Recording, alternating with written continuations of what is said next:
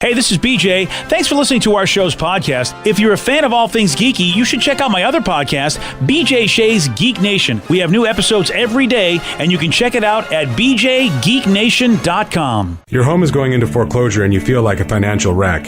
You don't know where to turn for accurate information. I'm bankruptcy attorney Travis Gagne. Let's talk about some legal options. If we work quickly, we can propose a plan to save your home, modify the loan, or in many cases even eliminate your second mortgage. The consultation is free. I've helped hundreds of people just like you make informed decisions about whether to save their home or exit it on a reasonable, organized timeline. The chapter you choose sets the tone for the next chapter of your life. Please contact me today at choosetherightchapter.com. That's choosetherightchapter.com. 99.9 KISW, The Rock of Seattle. I have to confess, I didn't even know the show was still on TV. I didn't know the weakest link was still. I had no idea. No clue. Yeah. Is it Howie Mandel? Is he the guy? No. It used to be the British lady, right? You are the weakest link. It's Jane Lynch. He was Deal or No Deal. Yeah. Yeah. Jane Lynch was what, on Glee? Was she on Glee? She was on Glee. She was also a voice in Wreck-It Ralph. 40-year-old virgin. Yeah, she's been in a ton of stuff. She's hilarious. So she's very good. So who was the original host of The Weakest Link? Some old British woman. She was cool, though. I remember. Something British Robinson broad. was. Well, yeah, I didn't want to. Was her last name Robinson? I can't remember her first name. I could be wrong. No idea. Hello, nobody knows me. But she was the OG, and she was mean. Ann Robinson, and she was very mean. You are the weakest link. Goodbye. Yeah. Kiss my She was ass. awesome.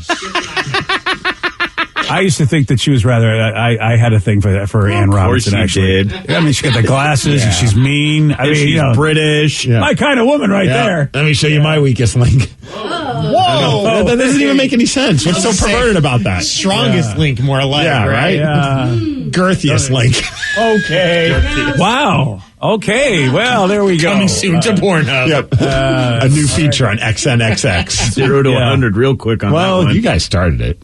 Did we really feel like, but anyway, there was a recent episode, which I had no idea, of The Weakest Link. And Jane Lynch, she asked the contestant, Martin Scorsese has 9 Oscar nominations for directing, but his only win was for what movie? Now, the answer is The Departed, which Steve also has a weak link for that, or a strong link because of Blake. Wasn't Blake Lively in that? Was that the scene with Blake Lively and Ben Affleck? I feel like that's the scene you like, yeah. I can't remember the movie. I just remember the scene, to be honest with you, BJ. Yeah. Well, The Departed was the movie that Martin won the Oscar for. Yes. But for some reason, the contestant gave a very strange guess. And this is a movie that Scorsese didn't even direct. Martin Scorsese has 9 Oscar nominations for directing, but his only win was for what movie? God, horrible with films. I'm going to have to guess and say 8 Mile.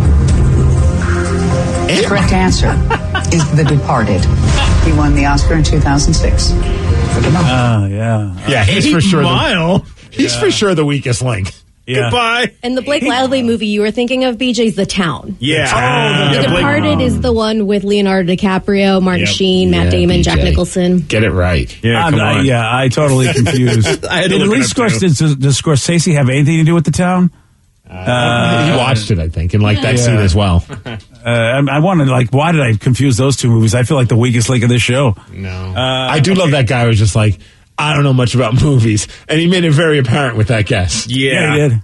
Yeah, 8 Mile. Of course, I mean, I just confused two movies, so I can't throw stones at this guy. But 8 Mile does seem like, wow, the only movie you know is the Eminem movie. Okay. And The Town was directed by Ben Affleck. Yeah. Okay, so I completely... Yeah. Was Ben Affleck at least in The Departed? I don't even think so. No, but I think it was in Boston.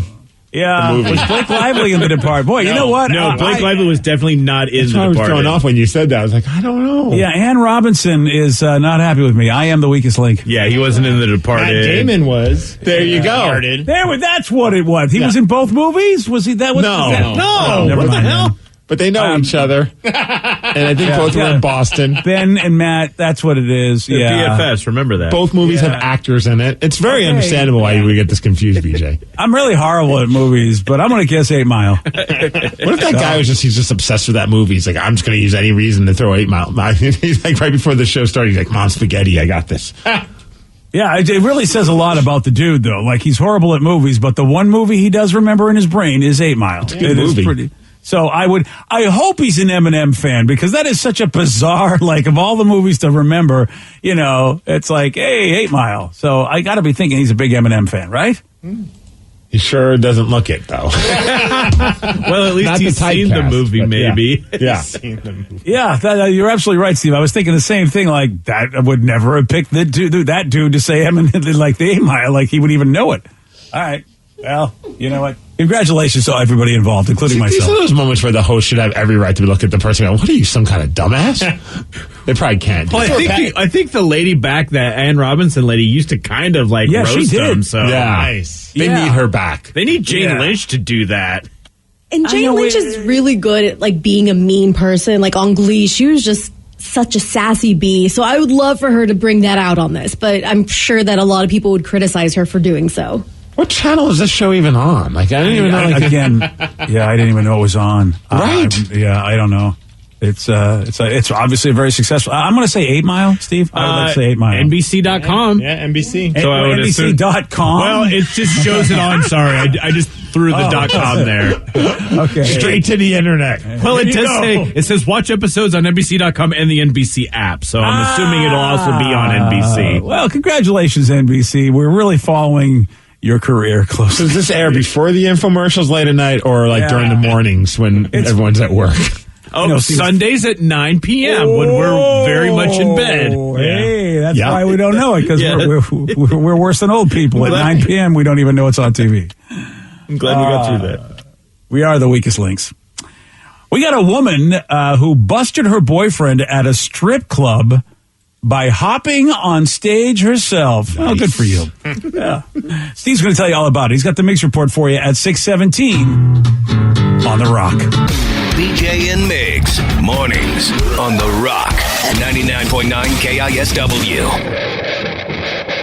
99.9 KISW, The Rock of Seattle.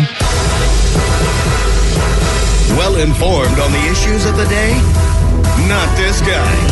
Live from the KISW News Center in downtown Seattle, this is the Migs Report. Well, thanks, you guys, and thanks to Beacon Plumbing, Heating, Septic, and Mechanical for giving us the Migs Report, BJ. And today is a day for you, and only you. Oh, yeah? Time for you to head to that convenience store and get yourself a Twinkie, because it's National Twinkie Day. Nice.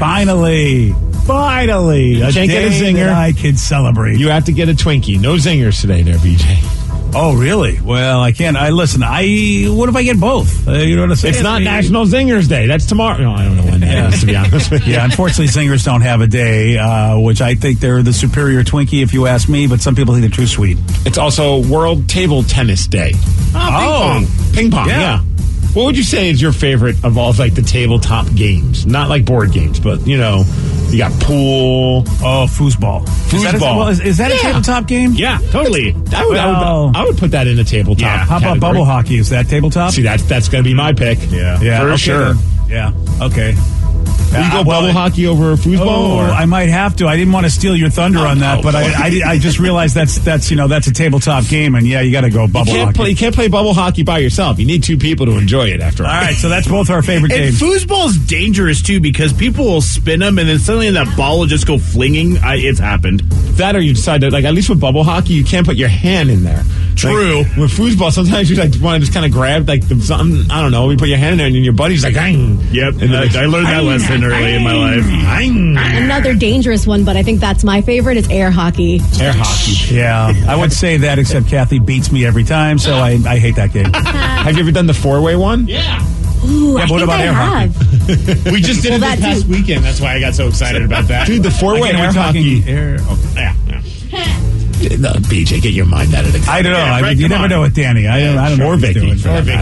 Yeah, at the old, what the hell was that? Laser tag place, Virtual Sports, when they were around, they had a four-way air hockey table, and it was awesome. Yeah, that is pretty cool. It was so confusing. We did it at Dave & Buster's, and it was one of those, like, but they also had, like, 5 pucks. So, like, you could go up to as many as you wanted, and it was just, like... That's just chaos. Pure chaos. Jeez, yeah. Did you go to the new one, Danny? No, it was in Arizona. Oh, yeah, because we have one here now. Oh, nice. I love Dave and Buster's. Yeah, I think in Bellevue, if I'm not mistaken.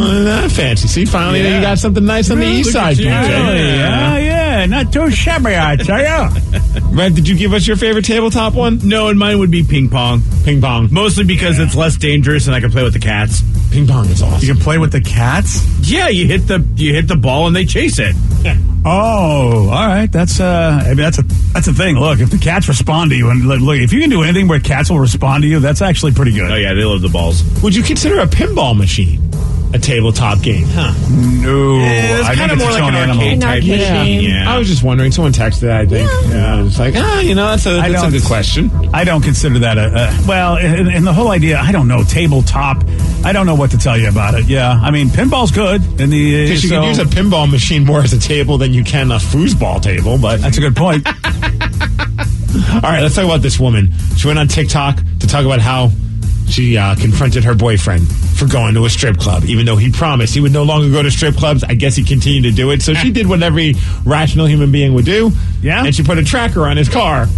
Oh, And she noticed he was at the strip club. So she went there to confront him. And not just confront him, like walk in there and be like, I knew you were here, you jerk. She decided to pop in the back room where all the strippers were, strip down to just her bra. She also got a thong that one of the dancers gave her. Oh, okay. I'd hope that it was not already being worn, but you know, hey, crazier things have happened. Que sera, sera. She talked to some of the girls to give her some pointers, and she jumped on stage, and that's how she confronted her boyfriend for being at the strip club. Wow. I mean, she must have been confident enough to think that she could go up there and look okay. Because, I mean, that would be my issue is, I think it's a great idea until I go out there and I don't want to get booed.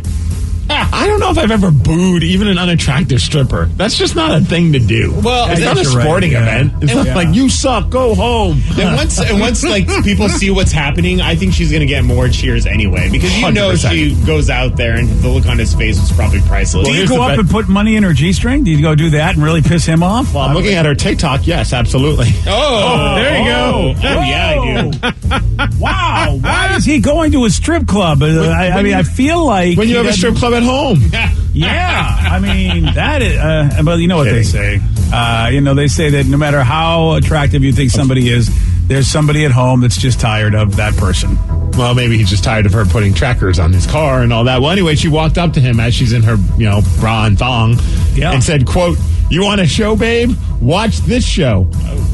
And then she danced around a little, flipped him off, said she's never going to see him again, and did say she made about $100 in tips. Nice. How about the owner even offered her a job? And she's like, nope, I'm done stripping. Retire on top. The owner knows talent. I'll just say that right there. There's a smart owner right there going, you don't understand, sweetheart. We got something going on here. Every night you'll pretend we'll put some guy in the front row and he'll be your boyfriend. It's a great act. Let's do this. That actually, if I was a stripper, that would be a great idea. Have a friend and just be like, yo, pretend to be my boyfriend. I'm going to do this thing, and then just walk off, and I'll give you some money. I'll give you a cut. Yeah, I wouldn't suspect anything but it being real, and that's like a treat. You don't expect that at a strip club. That's a good entertainment. Man, what a way to bust your now ex-boyfriend, I guess. Huh? Where did she get a tracker? Like, I mean, that's CIA level. I don't know where to get a tracker. You get like those new ones, like you can put it on your phone or on your key, so when you lose something, you can just track it. People are using those. The Apple trackers. I never even thought of that. Yeah. I looked a car tracker on Google and found a plethora of them for like $30. And it just says car tracker. It's just a GPS for vehicles. You can just put a little on a magnet and just bloop. Yeah, you know what? Seriously, if your car gets stolen a lot, if you're afraid if you live in a bad neighborhood, it's probably not a bad idea. Or you got a strip club boyfriend. Yeah. Yeah. Oh, somebody said that the one time I was at the A-Crop, or as Linda would say, the Acropolis. Yep. Yeah. One of the dancers was FaceTiming one of her friends the entire time she was on stage. She lost money that night. That is interesting. Was her Boy, friend you know hot? what? It's been a while since I've been to a club because I don't know how I would react to that. Maybe her friend was giving her pointers on what to do. Oh, yeah. Okay. Yeah. Poke that butt out a little bit further, Sally. Sally. That's the greatest stripper name is Sally. Yeah. Hey, Sally. Okay. All right, we go from that story to, dude, this is the headline. Man masturbated in front of women 4 times during a flight. Oh, dude, I DJ, saw what were you this doing on the story. plane? I know you went and visited your wife. There we go. Well, listen. And of course, the guy, this is happening from Seattle to Phoenix. Well, the reason I'm here is they released me for lack of evidence. Hey. Oh. Yeah, I was a passenger on Southwest Airlines. That's how I knew it wasn't you, because I know you're an Alaska Airlines kind of guy. Yes. So, yeah, this guy just pulls down his pants, takes care of business, not once, twice, 3 times, but 4 times during the flight. I guess there's a bunch of stuff I'm not going to share because it's a pretty disgusting story. There's a lot there, yeah. One of the women, she began taking pictures of it to show, and I guess he was using both hands, so he's ambidextrous, which is you know what? That's the most important part of the story. Yeah. And I guess, according to the guy, he's like, I thought they were okay with it. I thought they were into this because he says that he asked the female if she minded that he takes care of himself. Okay. And according to the guy, he said that the female put her hands in the air and said, quote, it really doesn't matter. Oh. Which, in a weird way, I can picture happening. Somebody maybe having a rough day and just looks at the guy and goes, I don't care anymore. I give up on life. Yeah, I mean, I don't know. I think I would call the flight attendant right away. I mean, they just press that little button, get the call button. Because apparently she waited until the guy fell asleep. I'm like, I'm hitting that button immediately. Yeah, I might even just stand up and go, dude's taking care of himself right here. Yeah, I mean, I suppose if you're like, look, I don't need your craziness in my life, whatever you want, just as long as you leave me alone. And then, she went and obviously said, I'm going to take pictures. I'm going to go get reseated. Unbelievable.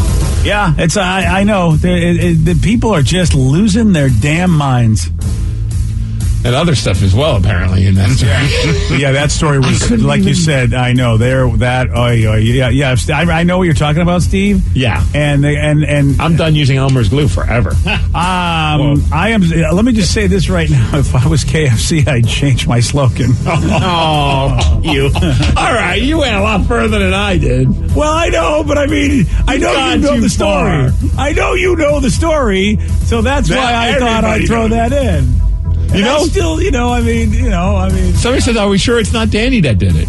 That's true. There was 3 of us were on planes over the weekend. That's very true. Yeah, you didn't bring yourself up, and so far, I don't know. Well, I was already home by the time the story came out. Oh, okay. As it were.